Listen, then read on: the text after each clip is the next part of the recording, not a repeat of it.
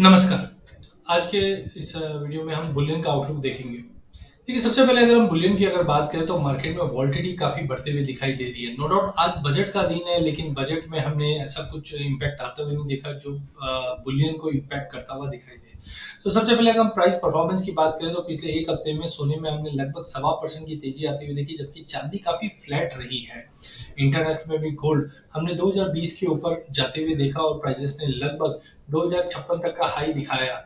जिस ढंग से यूएस के अंदर हमने देखा कि लेबर मार्केट में अभी भी मोमेंटम थोड़ा-सा लैकलस्टर है, डॉलर इंडेक्स भी थोड़ा-सा नेगेटिव ही मतलब 103, 104 के करीब ही ट्रेड करता हुआ दिखाई दे रहा है। यूएस में हमने देखा कंज्यूमर कॉन्फिडेंस के जो डेटा आया था वो थोड़ा बहुत इम्प्रूवमेंट हुआ है, लेकिन कल रात को जो फेड की अपडेट आई है, यहाँ पे अब क्लियर हो चुका है कि मार्च में कोई रेट कट नहीं होने वाला है। अब ये हो सकता है मई या जून में, जो एक नेगेटिव फैक्टर हो सकता है सोने के लिए और थोड़ा बहुत डॉलर को सपोर्ट मिल जाए। बट उसके अलावा अगर हम फिजिकल मार्केट की अगर हम बात करते हैं तो रिसेंटली वर्ल्ड गोल्ड काउंसिल की जो रिपोर्ट आई वहां पे बताया गया कि गोल्ड इंडिया के जो गोल्ड डिमांड है 2024 में वो बढ़ता हुआ दिखाई दे रहा है।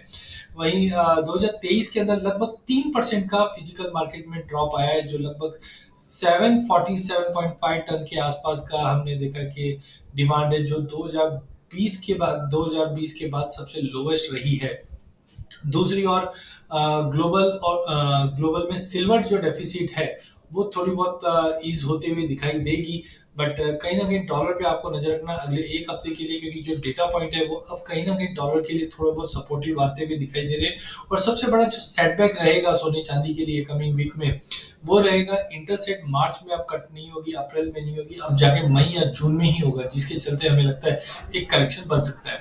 तो प्राइस आउटलुक के साथ अगर हम देखें तो सबसे पहले इंटरनेशनल गोल्ड, जहां पे हमें लगता है 2056 2060 के करीब आने पे बिकवाली करके चलिए, नीचे में 2020 तक का लेवल मिल जाएगा। चांदी में भी हमने देखा $23.5 के ऊपर चांदी बिल्कुल सस्टेन नहीं कर पा रही है, यहाँ पे भी हम प्रेशर आते हुए देख पाएंगे, जो डाउन साइड में करीबन 22-20 तक का लेवल हम देख पाएंगे। डोमेस्टिक मार्केट में रुपए में मजबूती आई है बजट के बाद, जिसका एक नेगेटिव असर गोल्ड पे पड़ता हुआ दिखाई दे सकता है। 62,800 62,750 के करीब बेचिए, 63,100 का स्टॉप लॉस रखिए।